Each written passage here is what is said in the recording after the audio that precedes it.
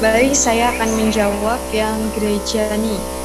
Gerejani adalah suatu persekutuan umat beriman atau gereja agar memikirkan atau memiliki iman yang kuat.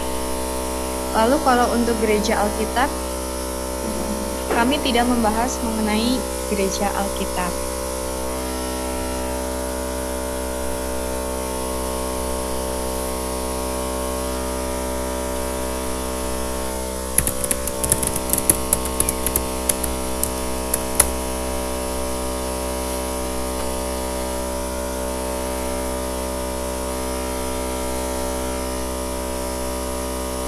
Ada tanggapan dari Cecilia Yeti?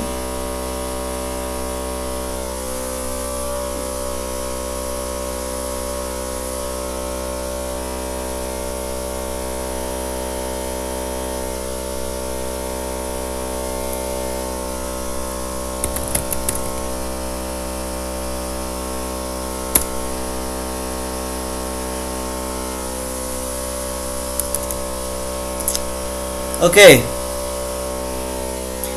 Baik, sekarang kita buka diskusi pertanyaan dari teman-teman.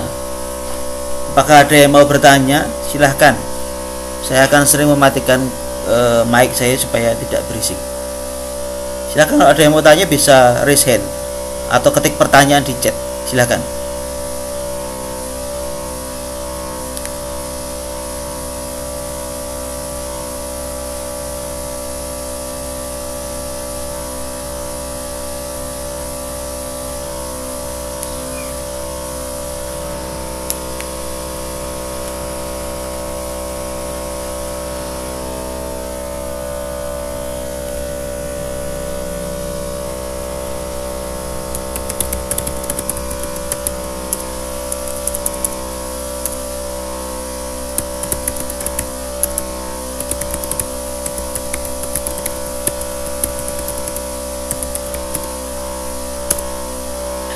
Baik, saya akan menjawab mengenai teologi Alkitab. Teologi Alkitab itu merupakan pelajaran tentang doktrin Alkitab yang diuraikan secara kronologis dan latar belakang sejarahnya. Terima kasih. Baik, terima kasih.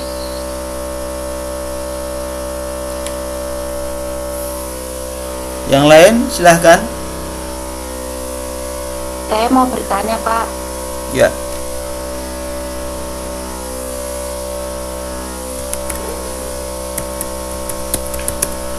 Silahkan. Silahkan Teresia.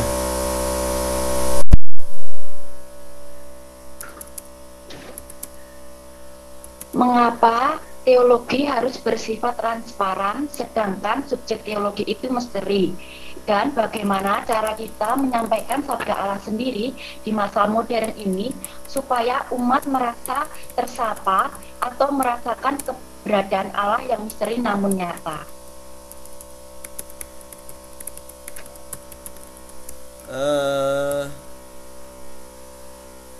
Saya baru menangkap satu bagian soal mengapa teologi harus transparan sementara objek teologi itu misteri. Bagian yang kedua bisa diulang?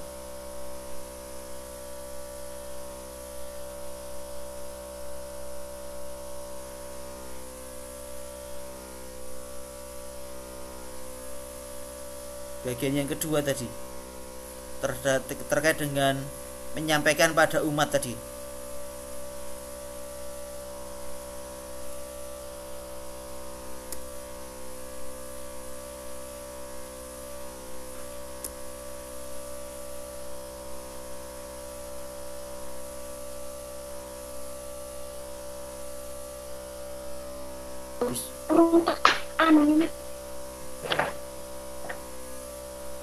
Cara kita menyampaikan sabda Allah sendiri di masa modern ini supaya umat merasa tersapa atau merasakan keberadaan Allah yang misteri namun nyata.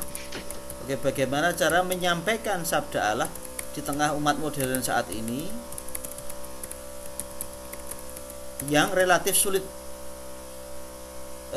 mengalami kehadiran Allah itu ya.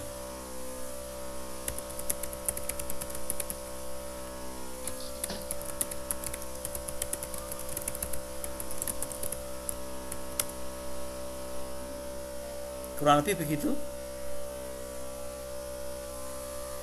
Oke. Kurang lebih begitu ya. Oke, ada lagi? Selain Teresia, ada lagi yang lain? Bisa langsung chat box juga. Chat boxnya bisa diaktifkan. Saya selalu ngetik di sana. Ya, Rotua, silahkan Rotua.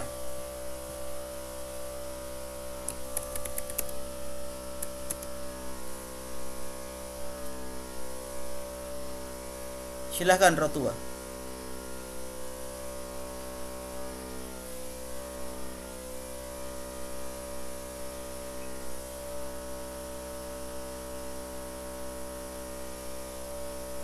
Rotua, silahkan.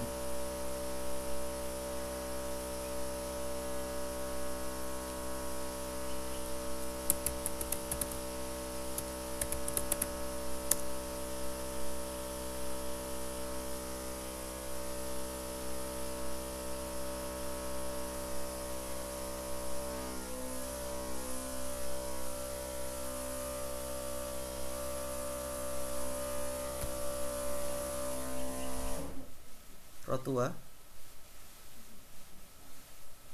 Halo, Rotua. Anda raise hand. Ada pertanyaan? Bentar, pertanyaannya.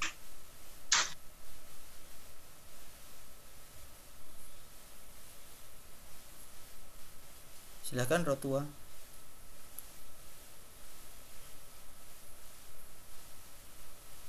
Oh, oke. Oke, ada lagi?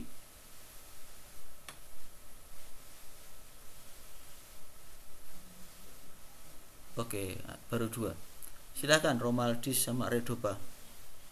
Anda bisa menjawab pertanyaan Rotua dan pertanyaan Suster juga. Ada pertanyaan dari Tere tadi. Ada 3 pertanyaan.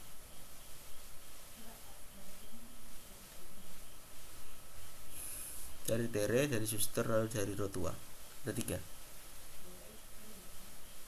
Silakan.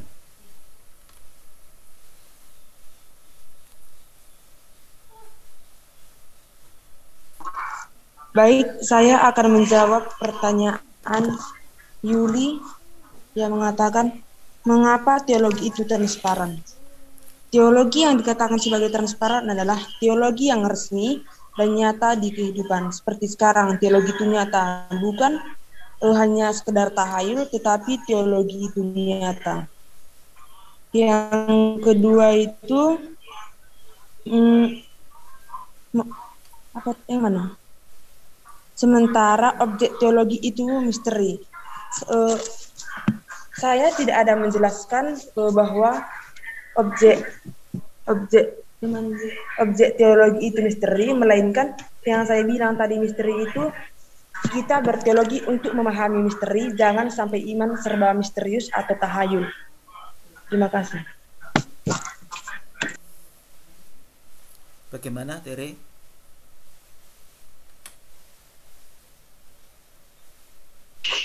Iya Pak, sudah terjawab. Oke. Jadi Tuhan itu bukan misterius ya. Tuhan itu misteri. Tapi bukan misteri. Misterion, dari kata misterion. Kalau misteri itu sesuatu yang tidak bisa dipahami, itu misteri. Tapi kalau Allah itu misterion, itu berarti sakramen. Dari asal kata misterion, sakramen. Jadi Allah itu ya something out there. Kalau dalam bahasa Jawa itu lian, yang lain daripada kita. Tapi juga bisa kita pahami. Maka teologi itu mestilah transparan.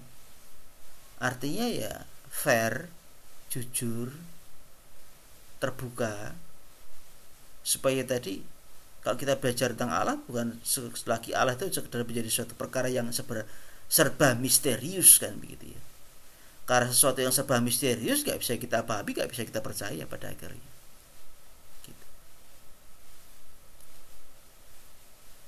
Itu sih saya mau menambahkan dari apa yang dijelaskan tadi oleh Romaldis tadi. Oke, berikutnya ada 2 pertanyaan masih. Silakan Sisilia dan Redopa dan Romaldis.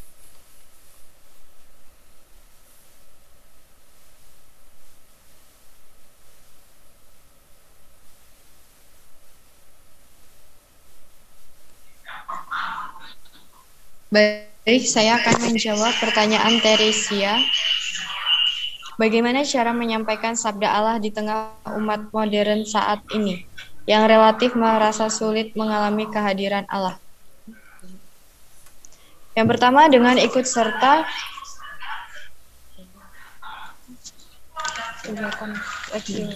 dengan mengikuti kegiatan Lectio Divina, di mana kita dengan kelompok-kelompok kecil mengungkapkan kisah hidup kita dengan dengan kitab suci, dengan yang ada di kitab suci. Kita mendalami secara kelompok kecil agar lebih mudah dalam menanggapi dan menghadirkan Allah. Dengan melakukan relaksasi dan refleksi. Lalu mungkin yang di zaman sekarang ini sedang marak dengan internet.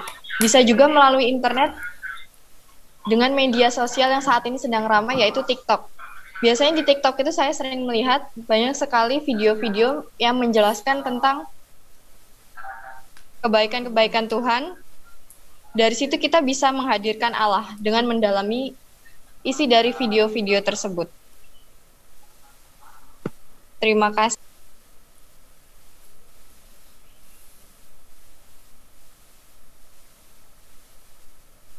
Atau mungkin yang lain. Pertanyaan ini penting soalnya. Bagaimana kita semua bisa ngomong, menyampaikan sabda Allah, sementara umat kita seringkali tidak merasa bahwa Allah itu ada. Allah itu nonsense gitu loh, karena tidak terlihat, nggak nyata. Bahkan mungkin orang hanya mata itu konsep saja, konsep tentang Allah saja.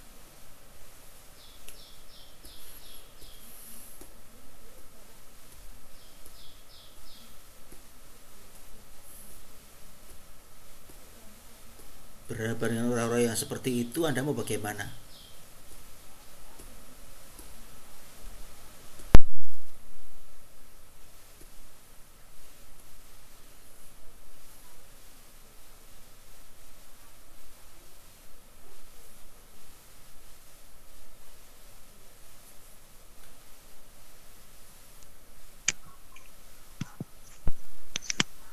Baik, kami akan menjawab pertanyaan dari suster, yang dimana pertanyaannya contoh teologi sistematis dalam kehidupan yang aktual.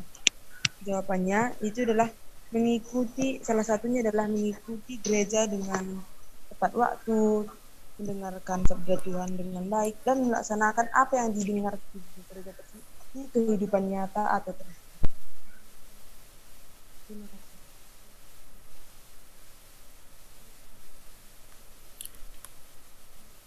Redopa, tolong cari di Google, ketik teologi sistematik.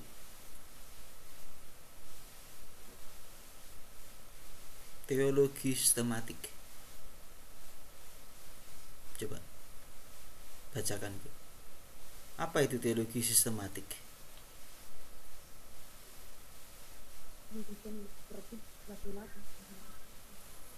Wikipedia mungkin kalau kita coba memulai pemahaman awal. Sistematis teologi adalah disiplin teologi Kristen yang merumuskan tertib, rasional, koheren rekening doktrin-doktrin iman Kristen. Ya. Jadi teologi sistematik itu lebih sebagai teologi doktriner. Jadi teologi yang belajar tentang ajaran-ajaran gereja. Magisterium, dokumen-dokumen gereja itu disebut sebagai teologi sistematik kritis begitu.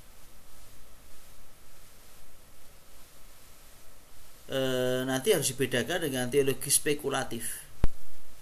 Kalau teologi spekulatif dia Thomas Aquinas berspekulasi tentang Allah, tentang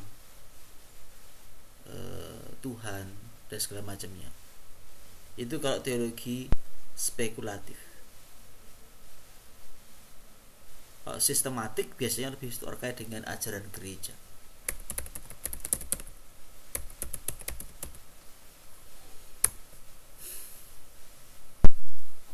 Tentu ajaran gereja akan mulai dengan kitab suci, tentu patristik tentu.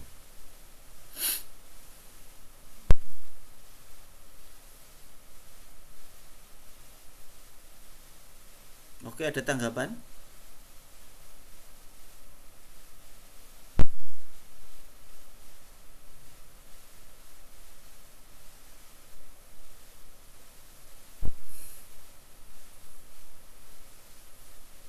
Oke.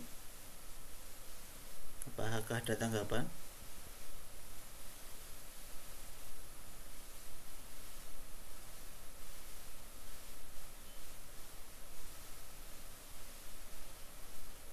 Tentu karena dia sistematik, maka biasanya pembahasannya ya sangat urut begitu. Sangat urut, sangat rigid begitu ya. Materi topik-topiknya mulai dari Allah Bapa, Allah Putra dan segala macamnya. Itu sangat teratur biasanya. Yang kita pelajari kebanyakan nanti adalah lebih ke teologi sistematik. Kalau teologi biblis, kitab suci. Ya. Justru ada pertanyaan lanjutan? Oke. Silakan. Lagi yang lain, pertanyaan yang lain. Kontribusi filsafat dan teologi. Maaf Pak Aristo, tadi teologi sistematis itu yang teologi yang mempelajari apa tadi? Dokumen. Teologi sistematik biasanya lebih mempelajari pada dokumen-dokumen gereja, ajaran gereja ya, ajaran gereja memang. Tapi pembahasannya memang sistematik, artinya terperinci, urut, begitu, ada logiknya, begitu. Harap dibedakan dengan teologi spekulatif. Spekulatif yang lebih bicara soal hal yang abstrak tentang Tuhan, akhir zaman dan segala macam. Lalu surga neraka itu masuk bagian spekulatif. Kalau teologi biblis dia lebih bicara soal kitab suci. Sistematik biasanya dekat dengan kata teologi dogmatik.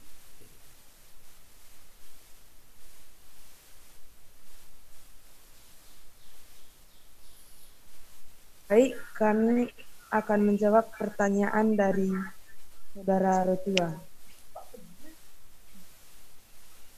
yaitu tentang filosofis dan teologis.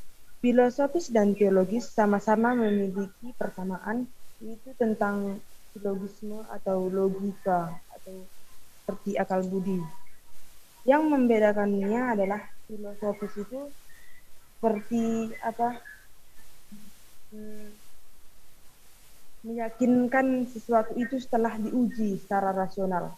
Sedangkan teologi itu sesuatu yang sudah diterima secara umum dalam masyarakat atau diturunkan dari ajaran agama, seperti itu.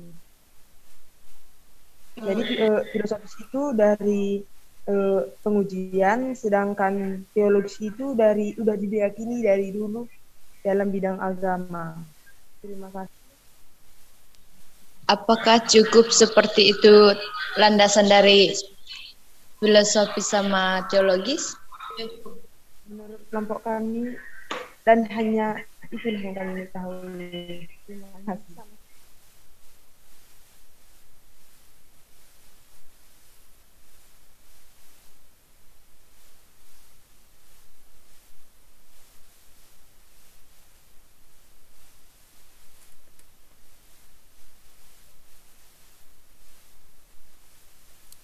Ada tanggapan?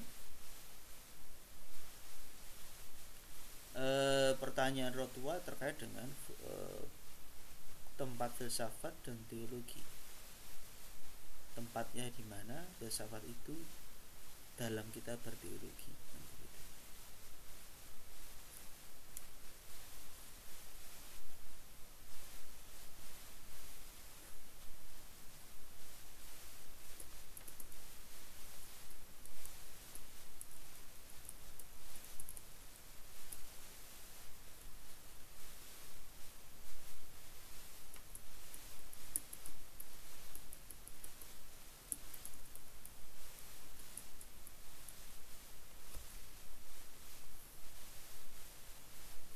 Bagaimana? Rotua?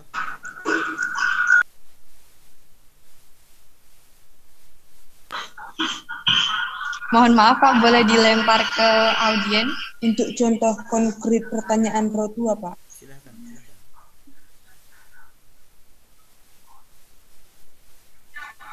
Silahkan.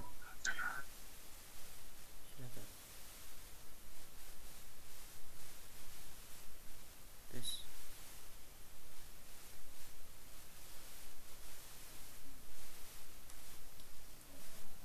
Silahkan.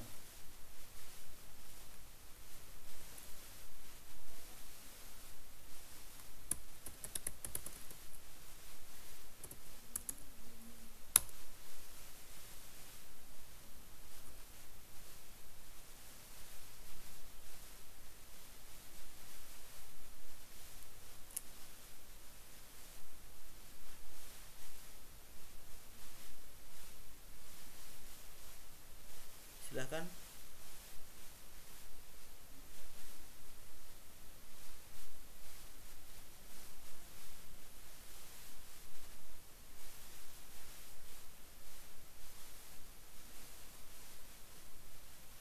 Mungkin bisa diingat kembali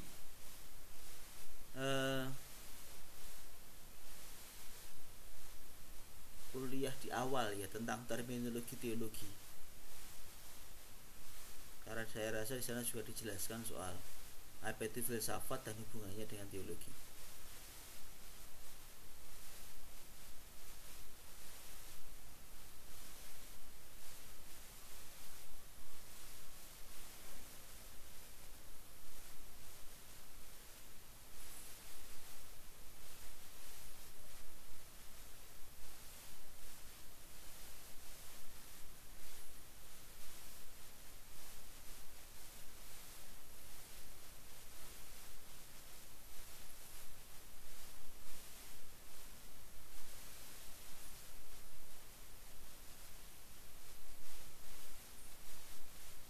Romaldis Redopa. Halo. Iya Pak.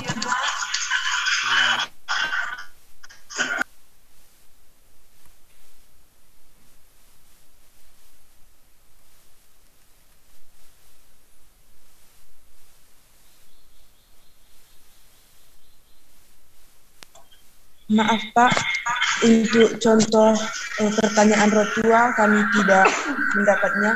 Apakah boleh lempar ke audiens lain Pak? Silahkan. Penanggung. Silahkan. Bisa dengar ya? Silahkan.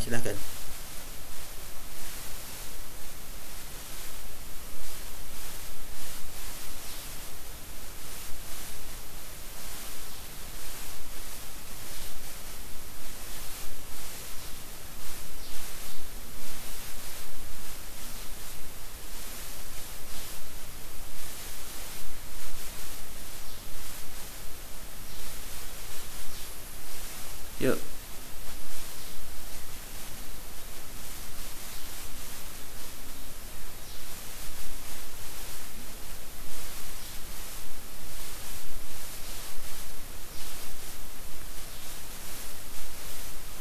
Ada teman-teman yang mencoba membantu.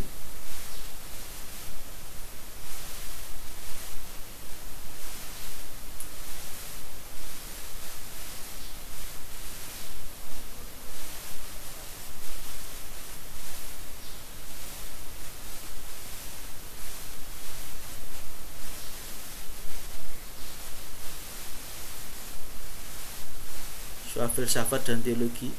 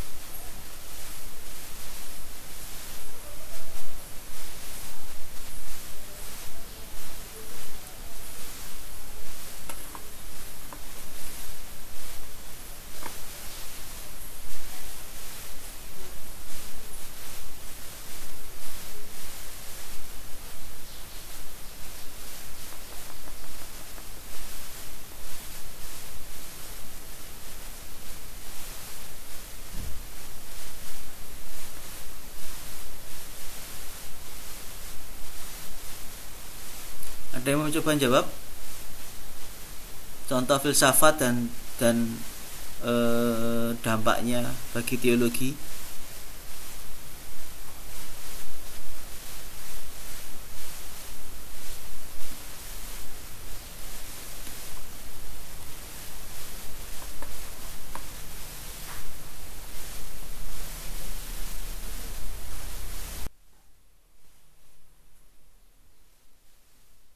Ada mau nyoba?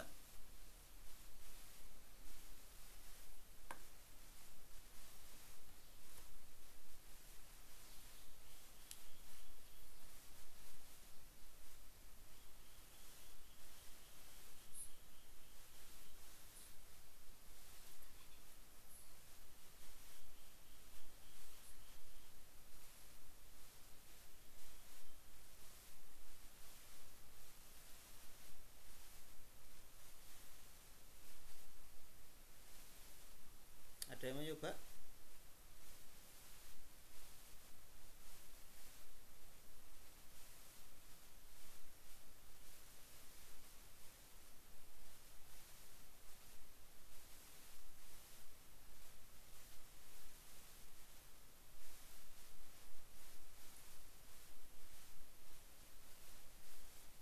Halo, bisa dengar suara saya?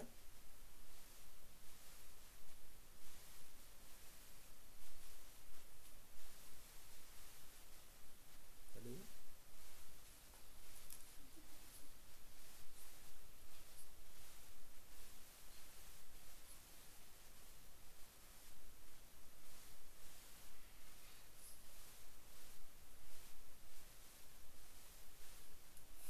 Halo, bisa dengar suara saya? Bisa Pak, tapi kecil. Terlalu kecil Pak suaranya Pak.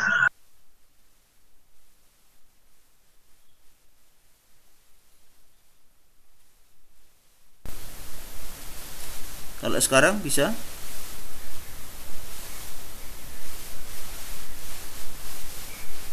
Oke.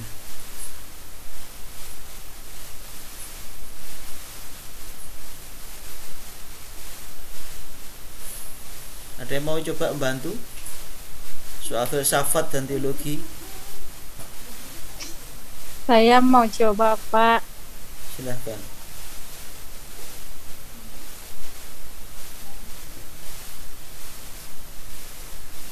Kalau yang saya lihat atau yang saya referensikan itu membicarakan tentang model berpikir teologi dan filsafat yang terlintas bahwa keduanya memiliki kesamaan, yakni menggunakan akal dan menguraikan narasi yang dikemukakan sebagai argumentasi logis dan dari pemikiran. Lalu teologi dan filsafat sesungguhnya sama-sama menggunakan metode silogisme dalam cara berpikirnya. Terus suatu metode pengambilan kesimpulan atau pengetahuan yang didasarkan atau premis-premis Akan tetapi terdapat perbedaan antara keduanya. Dalam filsafat, pengetahuan yang bisa dijadikan premis mayor harus benar-benar merupakan premis primer, premis yang benar, pasti dan meyakinkan setelah diuji secara rasional. Sedangkan dalam teologi, premis mayor bisa diambil dari sesuatu yang sudah diterima secara umum dalam masyarakat atau yang diturunkan dan diyakini dari ajaran agama. Begitu Pak, terima kasih. Oke, terima kasih Yulia Suti.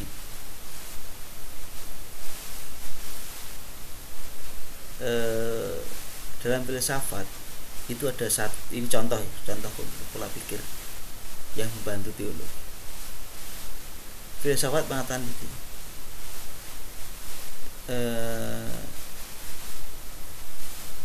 segala sesuatu itu punya awal mula. Pada titik tertentu harus berasal dari yang namanya pengada yang pertama.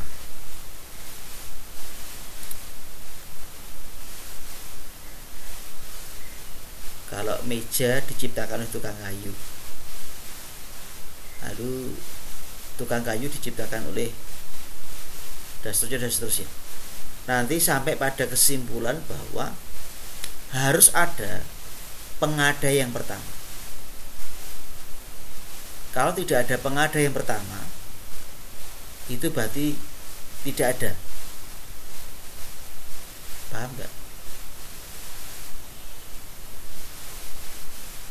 Jadi sesuatu itu akan sampai berujung pada pengada yang pertama. Kalau sampai yang tidak terhingga, maka itu tidak ada. Nah, ini konsep filsafat. Pengada yang pertama itu adalah Tuhan. Nah, itu teologi. Jadi konsepnya filosofis dipakai. Soal bahwa alam semesta ini diciptakan, bahwa selalu pasti ada pengada yang pertama. Meskipun kita misalkan mau pakai teorinya Darwin ya, bahwa manusia dari kera lalu bersel banyak, lalu nanti dari tumbuhan bersel satu, lalu bersel satu dari mungkin makhluk yang tidak hidup misalkan, atau anaerob lalu aerob segala macamnya, itu nanti sampai benda segala macamnya, harus sampai pada sebuah pengada yang pertama. Karena kalau tidak ada pengada yang pertama, maka tidak ada. Jadi kalau tidak ada pengada yang pertama, yang lain-lain itu tidak ada. Tapi karena yang lain-lainnya itu ada, maka berarti ada pengada yang pertama. Ini filsafat. Nah, oleh teologi dikembangkan, pengada yang pertama itu adalah Tuhan. Asal muasal dari segala sesuatu. Itu contoh konkret bagaimana orang menggunakan filsafat untuk teologi.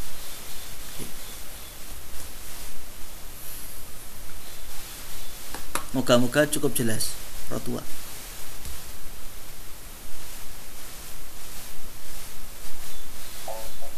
Kalau silogisme itu apa, Pak?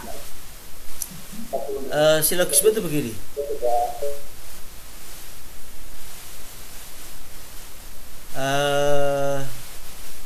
Jika A maka B, jika B maka C. Kesimpulannya, jika A maka C.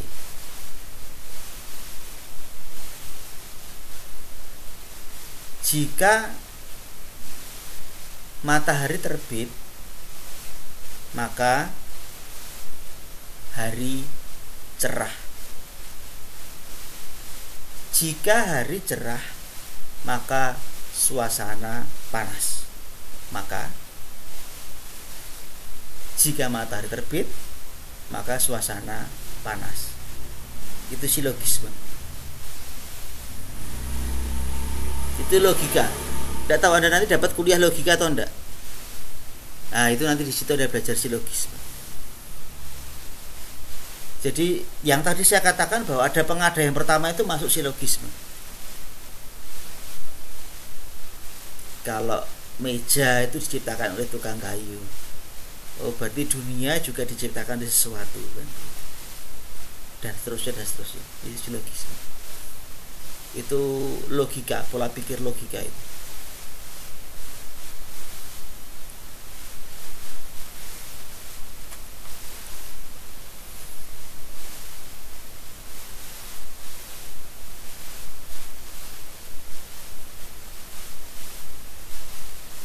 Jadi begini, kalau kita memahami Allah, itu kita hanya bisa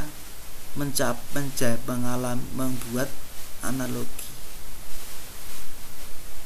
karena Allah sendiri tidak bisa kita pahami dengan akal budi manusia. Kita hanya sampai pada analogi. Maka kita seringkali bisa membandingkan, ya, mencoba membandingkan. Oh, kalau dalam struktur manusia itu begini, berarti Allah itu nanti begini. Seperti sebagaimana yang namanya meja itu ada penciptanya, yaitu tukang kayu, berarti manusia itu juga ada penciptanya, yaitu Tuhan.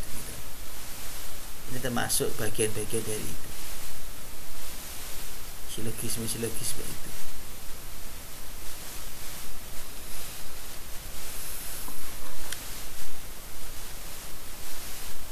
Redo Pak, apakah kalian sampai menjelaskan soal sampai pada soal metode berteologi gak?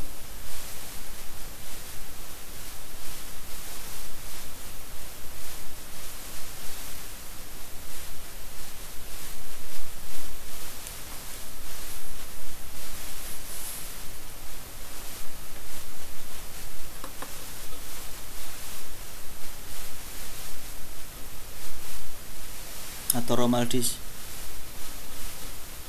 apakah saya pada metode berteologi?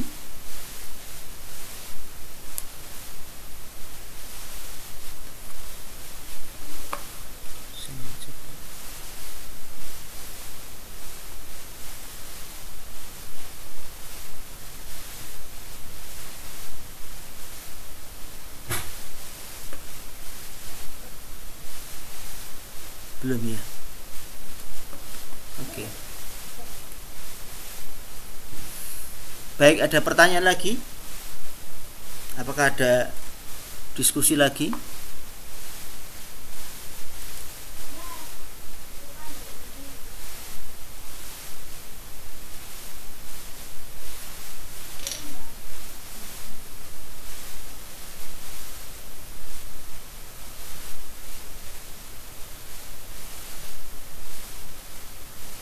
Ada yang mau bertanya lagi?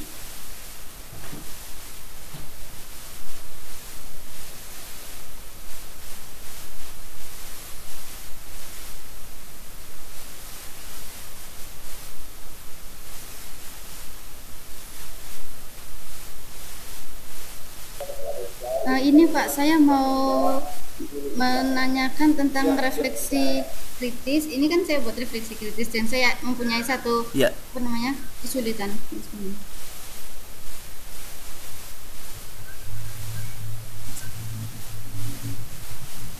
Ini saya bacakan. Kehadiran Allah tidak terbatas dalam hidup manusia yang terbatas. Namun dalam hal ini Allah memberi kesempatan kepada kita untuk berusaha memperjuangkan sejarah kehidupan dalam lingkup panggilannya. Namun saya mengalami sedikit persoalan mengenai relasi iman transenden. Apakah dalam hal ini adalah tentang bagaimana hubungan manusia dengan Allah? Dia ingin menjelaskan tentang usaha Allah dalam tujuan manusia.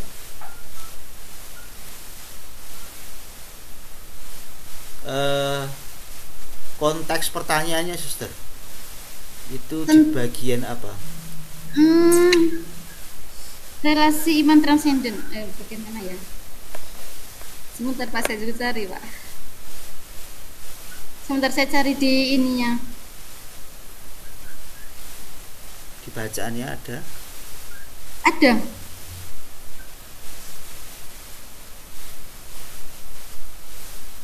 Halaman berapa? Sebentar Pak, saya cari.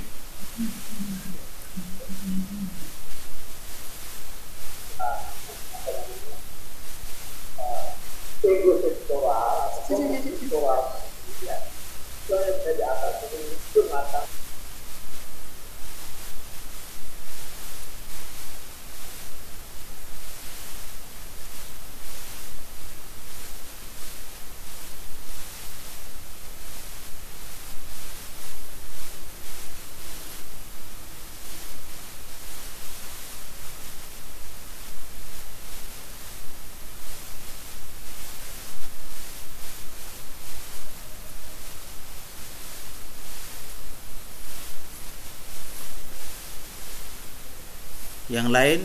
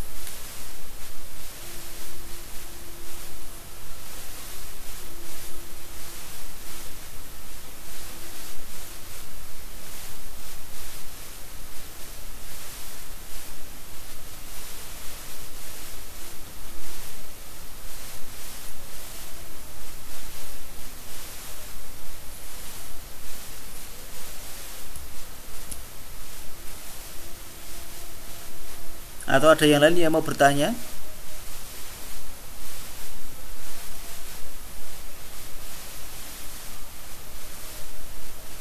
Atau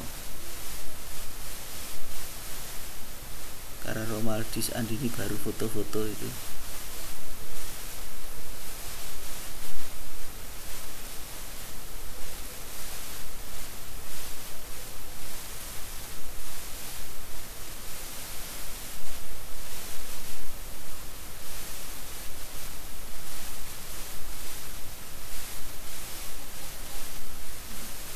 Oke, kalau saya tanya secara sederhana, kita berteologi itu buat apa sih?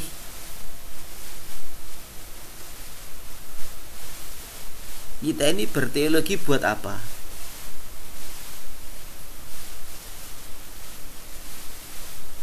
Tujuannya apa?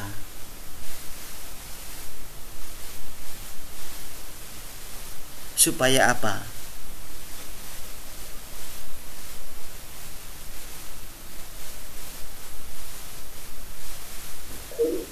Berteologi supaya lebih mengenal tentang keilahian Allah mungkin, Pak.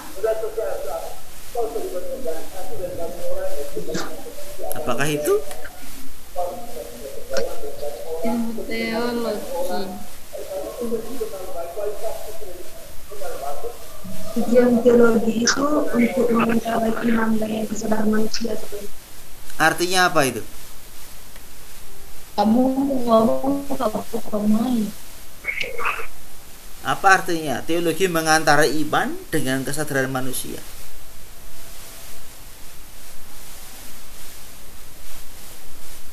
Apa artinya?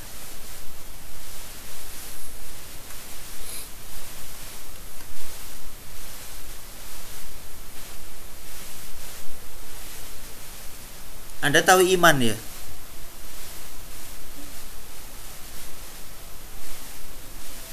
Tahu ya? Kesadaran tahu ya? Tahu, Pak. Nah, apa artinya? Teologi itu mengantara iman dan kesadaran. Nah, ini ada iman, ini ada kesadaran. Teologi ada di antaranya. Itu maksudnya apa?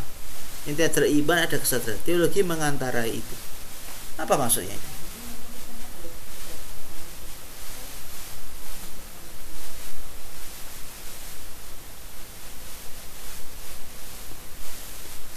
Apa artinya itu?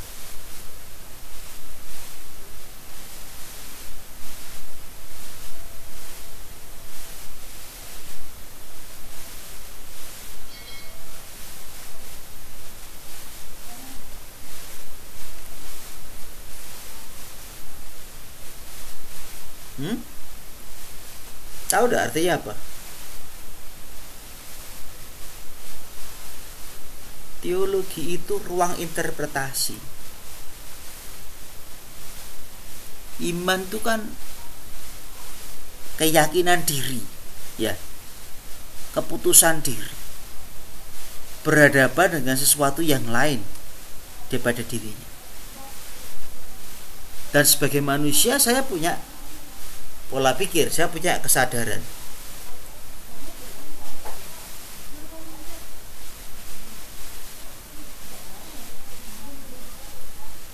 Maka kalau saya berteologi, saya mencoba menafsir, menginterpretasi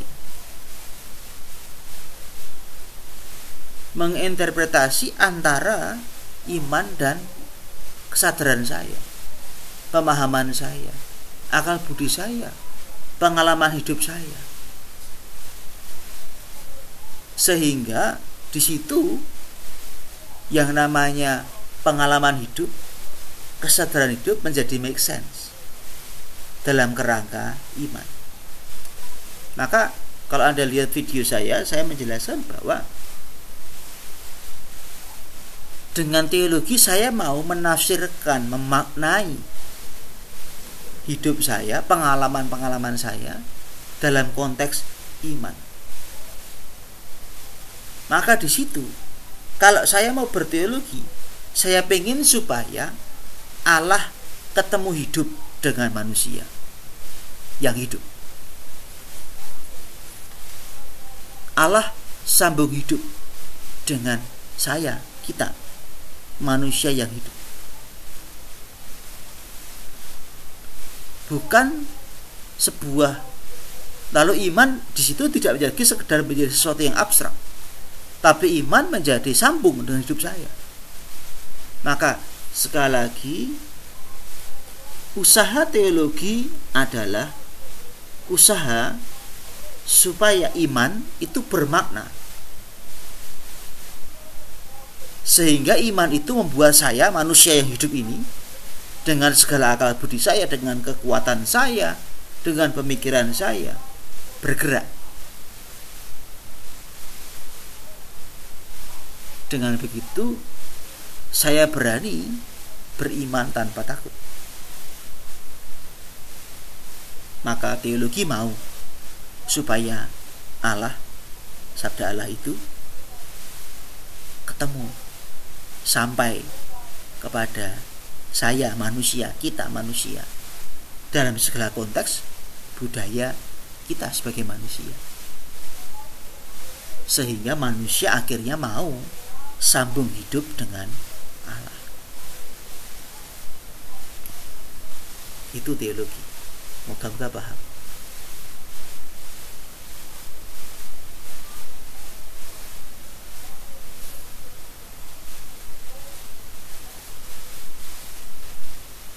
Paham gak? Kalau gak paham ngomong dong. Di mana tidak pahamnya?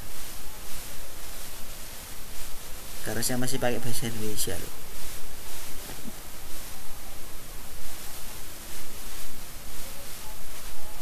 Ada pertanyaan?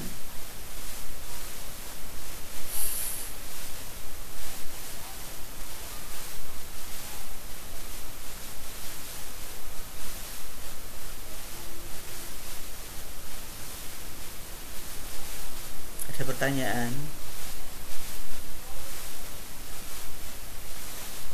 Enggak, itu sudah paham berarti ya. Geleng kepala itu berarti paham atau apa sih ini kan gitu kan.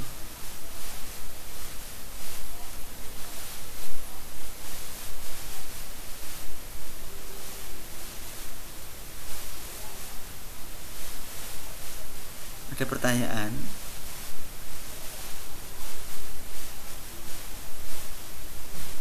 Silahkan.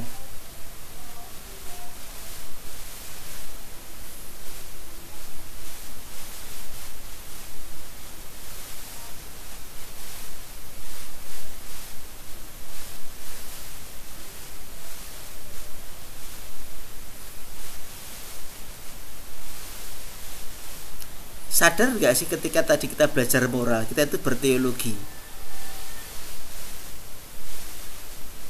Sadar nggak? Tadi kita belajar moral, kita membaca teks khotbah di bukit, kita tuh berteologi loh. Loh kok bisa? Kita ada sabda Allah tadi, ya kan? Ada pewahyuan dari Allah dalam bentuk teks kitab suci. Lalu kita coba memahami teks ini apa sih artinya bagi hidup saya. Kalau berbahagialah kamu yang miskin, karena tadi katakan kamu mempunyai kerajaan Allah. Berbahagialah kamu yang berduka cita. Teologi memahami itu, mencoba menafsirkan apa sih artinya berbahagialah kamu itu.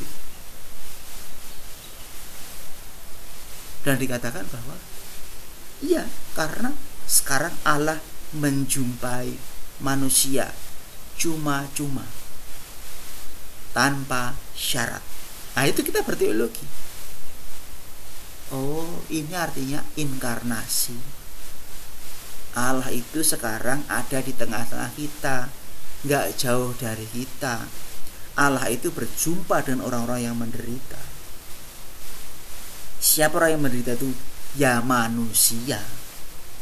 Maka kita bisa memahami khotbah di bukit berarti bahwa sejujurnya, senyatanya Allah sekarang hadir di tengah-tengah kita. Nah itu teologi. Sehingga tadi wahyu tadi menjadi make sense bagi hidup saya, bermakna. Kenapa kalau saya miskin, kenapa saya harus bahagia? Karena meskipun saya ini miskin, dalam arti miskin betul, tapi Allah itu hadir gitu loh. Karena siapa yang miskin? Manusia. Siapa yang menangis? Manusia. Siapa yang menderita? Manusia. Siapa yang tidak menderita? Ya orang-orang yang sudah tidak hidup.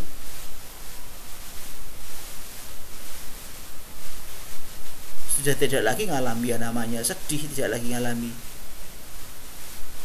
Yang kehilangan kan kita, manusia ini. Yang berduka cita kan kita. Yang miskin kan kita. Yang haus dan lapar kan kita, manusia itu. Maka sabda bahagia berarti Allah mendatangi manusia cuma-cuma. Nah ini teologi. Paham gak? Teologi membuat iman dan kita sambung gitu loh. Sehingga Allah sambung hidup itu ya menyambung kehidupan dengan saya, berkomunikasi, berdialog dengan saya, sehingga akhirnya saya juga mau ambil bagian dalam Allah yang berjumpa dengan saya.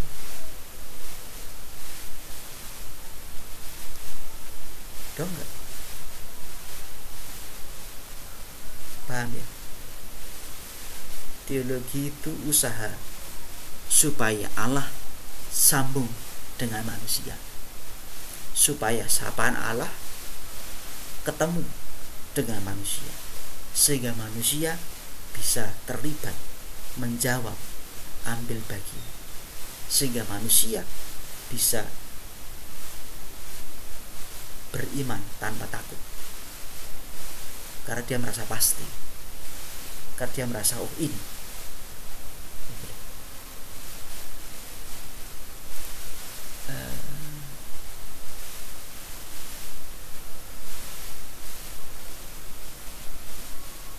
Kalian merasa tidak sih punya hidup yang baik, dirahmati oleh Allah? Merasa nggak? Merasa.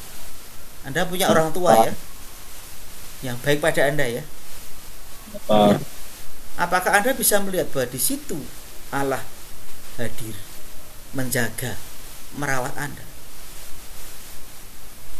Merasa enggak? Merasa enggak? Kalau dalam kitab suci dikatakan Allah itu Allah yang maha baik, Allah itu Allah yang nyata, yang hadir, menyembuhkan, membuat mukjizat, merawat kehidupan. What does it means? Teologi mencoba menafsirkan supaya pengalaman hidup Anda diterangi oleh iman, tapi supaya iman itu juga sambung dengan hidup Anda.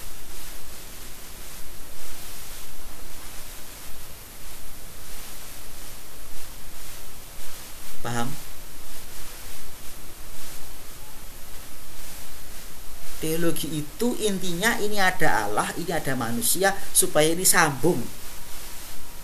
Supaya kalau Allah omong, Allah bersabda, Allah memajukan diri, ini ngerti, bisa nangkep, bisa gitu loh. Bisa kerjasama. Akhirnya Allah menyapa, manusia menjawab, bisa sambung hidup.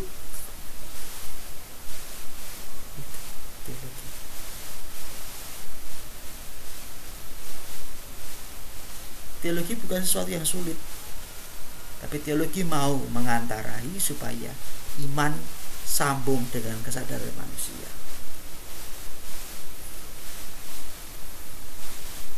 Apa artinya? Kalau Yesus buat antitesis tadi, bahwa orang yang mengatakan saudaranya kafir pantas dibawa ke mahkamah agama. Tadi itu apa artinya begitu? Ya artinya bukan hanya soal kalau you membunuh baru diadili, enggak. Kalau you benci pada sesamamu itu pantas diadili. Karena soal kemurnian hati. Maka orang yang tidak murni, tidak baik pada tetangga kanan kirinya, ini bisa jadi masalah. Ini pantas diadili, pantas dihukum ini. Lalu apa artinya? Ya, jadilah orang baik kepada semua tetangga Anda, semua sahabat Anda. Tidak peduli dia musuh Anda, tidak suka dengan Anda, ya jadilah jadi orang baik bagi mereka. Itu berteologi. Sehingga antitesis tadi make sense bagi hidup saya, bermakna bagi saya, menantang hidup saya untuk berbuat sesuatu. Oke? Clear? Catch the point? Kalau bingung tanya. Kalau Anda diam saja, saya juga tidak tahu mau membantu dari mana soalnya.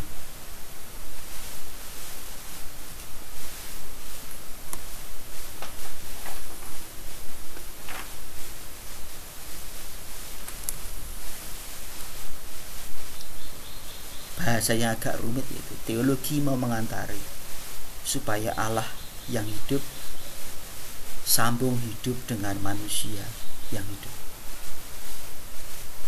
bukan manusia yang mati. Kalau manusia mati tidak bisa ngapa-ngapain.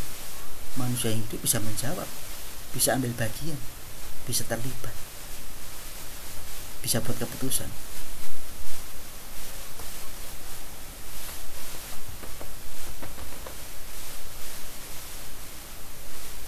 Paham? Nggak ada respon. Kalian ini nggak ada respon ya. Aduh.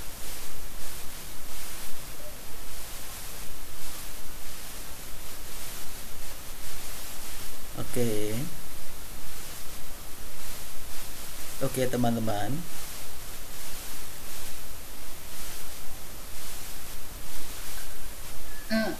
Pak Restu, yang membuat sulit itu tuh kayak tentang teologi itu kan mengantar supaya tentang iman kita kepada Allah kan, yang membuat sulit untuk memahami dan sulit untuk mencoba lebih kritis lagi itu ya adalah tentang bagaimana kita berteologi, bagaimana teologi itu juga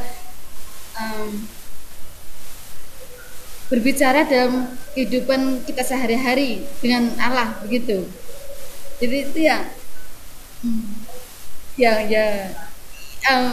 sebenarnya ini sulit, tetapi kami bingung mau misalnya mau bertanya atau mau menanggapi ini kayak gimana ya gitu.